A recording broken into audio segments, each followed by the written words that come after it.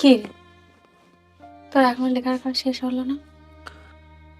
আর একটুখানি বাকি, এটা করলে হিসাবটা ডান।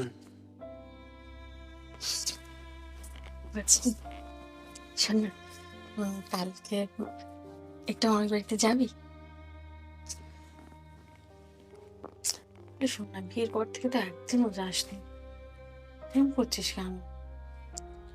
কেন, তুই তো দুবেলা করে যাস, তাতে কি হচ্ছে না নাকি? আমি গেলে শুধু হবে? তোরও তো যাওয়াটা দরকার, বল। তোর বাড়িতে যাওয়ার কোনো পরিবেশ আছে? বড় ভাই নামেই সারাদিন তার বাড়িতে টিকি পাওয়া যায় না, আর মেজো ভাইটা সারাদিন বইতে মুখ ঢুকিয়ে বসে রয়েছে। আর আপনার ছোট ভাই, তার কথা তো না বললেই না। তাহলে আর কি করে বলবো, বলার কোনো জায়গা নেই। কালকে কি এমন মহাকাজ আছে শুনি? আছে তো, যেন বলছি, কালকে ছোটর জন্মদিন। তো আমি সকালবেলা গিয়ে একটু পায়েস রান্না করবো, আর আমরা একসাথে সবাই মিলে দুপুরে বসে খেতাম। তোর মনে হয় এসব আদিক খেতে আমি করতে যাব? না আমার সময় আছে, না আমার ইচ্ছে আছে। আর একটা কথা তোকে পরিষ্কার বলে দিচ্ছি, ওইতে কিন্তু টিফিন বক্স করে খাবার নিয়ে আসবি না, আমি এগুলো একদম পছন্দ করি না।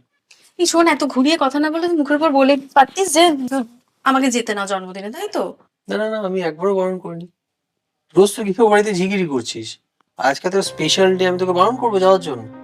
যা তুই যা, কিন্তু আমি যাবো না। তাই জন্য বলছিস যাও। বললাম তো, হ্যাঁ যা।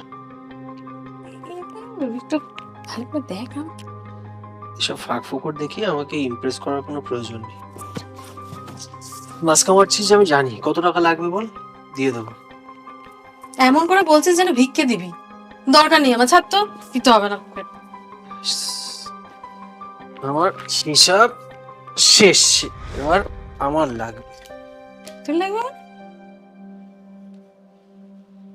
ফিশে এত সুন্দর এই তুই আমার ধরবি না, আমার কাছে বলে। ছাড়। মস্কা লাগবে না।